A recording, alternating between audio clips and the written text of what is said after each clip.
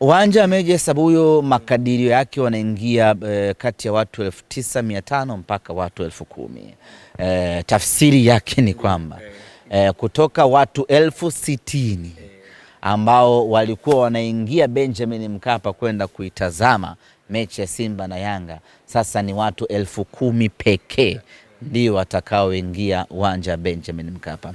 Nini maana yake? Maana yake hapo ni survival of fittest.